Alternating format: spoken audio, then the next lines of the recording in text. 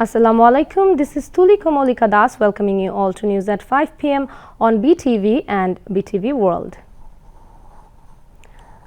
The Executive Committee of the National Economic Council (ECNEC) has approved 7 projects involving about 3,982 crore taka.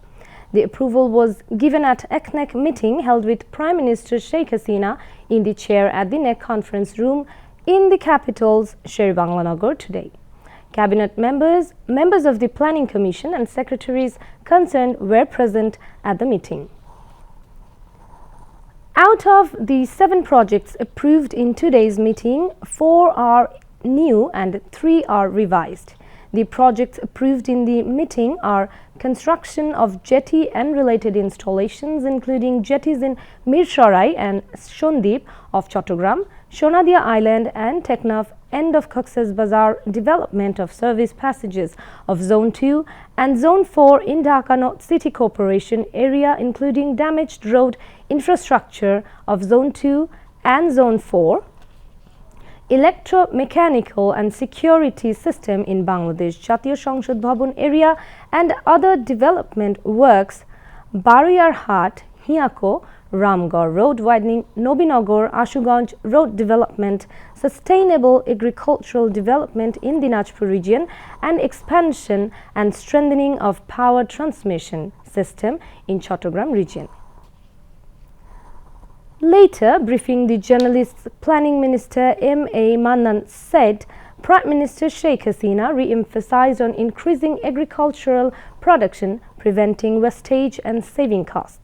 The Prime Minister also stressed the need to give priority to rural and welfare-oriented small projects and to look at the quality of big projects, she added. Speaker Dr. Shirin Sharmin Chaudhary said inclusive development is the key to eradicating inequality.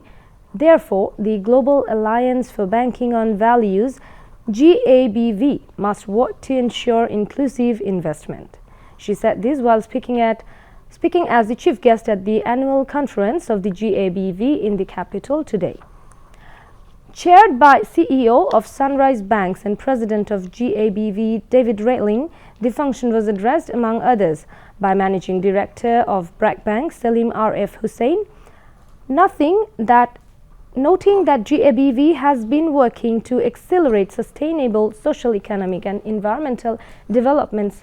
Speaker Dr. Shirin Sharmin Chaudhary said industries and stakeholders associated with it have to play a leading role in tackling climate change and these works can be impacted through value-based banking.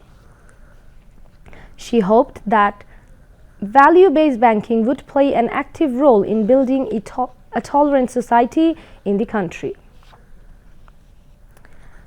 The scenario of Rupganj Upazila in Narayanganj has been changed drastically due to Bir Pratik Gaji Bridge over the Shitolakha River. The long-cherished bridge has established a network between the people of the two ends. The structure has reduced distance linking Dhaka Silet and Dhaka Chattogram. The bridge in Doriakandi area has created ample scopes for people of Rupganj, establishing direct network with the capital, promoting business and employments. Construction of the 576-meter-long Bir Pratik Gaji Bridge began in July 2012 at a cost of Taka 74 crore 9,95,000. Prime Minister Sheikh Hasina virtually inaugurated the structure on 22nd November in 2020. The renovation works of 13.2 kilometers long road from Tara Gunia Bajar to Allah Dargah GC in Daulatpur Upazila of Kushtia has been completed, costing 20 crore 5 lakh taka. People of the region have been relieved of sufferings as the renovation works of the road has been completed within the stipulated time. Talking to BTV, locals have expressed their satisfaction for the speedy renovation works. Kushtia LGED Executive Engineer Jahidur Rahman Mondal said the renovation works, including construction of 8 new culverts and road widening, has been completed within the stipulated time. After the renovation works, socio-economic condition of the region has been changed for easy transportation of agricultural products.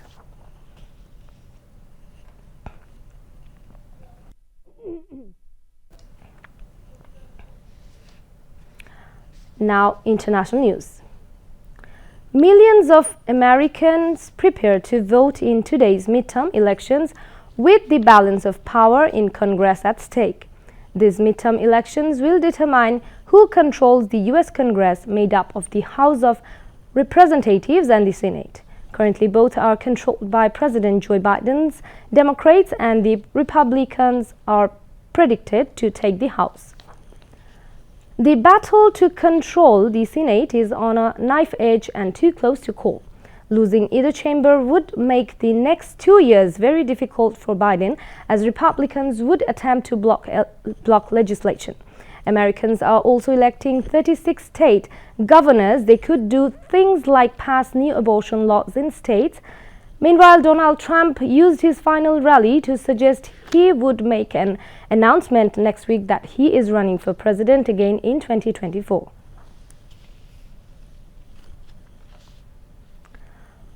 The UN Climate Summit COP27 continues in Egypt, with leaders focusing on key topics like compensation and support for the most affected countries. Leaders from 120 countries are meeting in Sharm el-Sheikh, Egypt, to discuss next steps in curbing climate change. In a series of speeches, leaders urged rich countries to stay the course in stopping further climate change despite the war in Ukraine and global financial problems. Nations on the front line of climate change laid out the stark impacts of higher temperature, drought, and floods on people and the environment. Meanwhile, a UN-backed report says Global South needs $2 trillion a year to fight climate crisis. The report says developing and emerging countries, including China, need investment well beyond $2 trillion annually by 2030 if the world is to stop the global warming juggernaut and cope with its effects. Ukrainian President Volodymyr Zelensky has put conditions for talks with Russia, calling on Moscow to comply with the UN Charter and pay compensation for losses caused by the ongoing war. Addressing the 27th UN Climate Change Conference via a video link, Zelensky also reiterated his calls for the restoration of Ukraine's territorial integrity, the punishment of every war criminal, and guarantees that this will not happen again.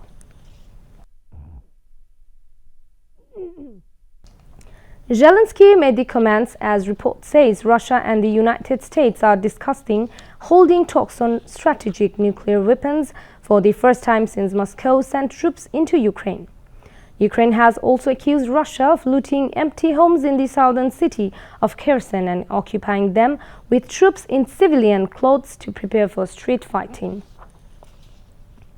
In another development, Ukraine announced Monday it had received more air defense systems from Western military allies. Now, news on sports. New Zealand will face Pakistan in the first semi-finals of the ICC T20 World Cup tomorrow. The match will start at 2 p.m. Bangladesh Standard Time at the Sydney Cricket Ground.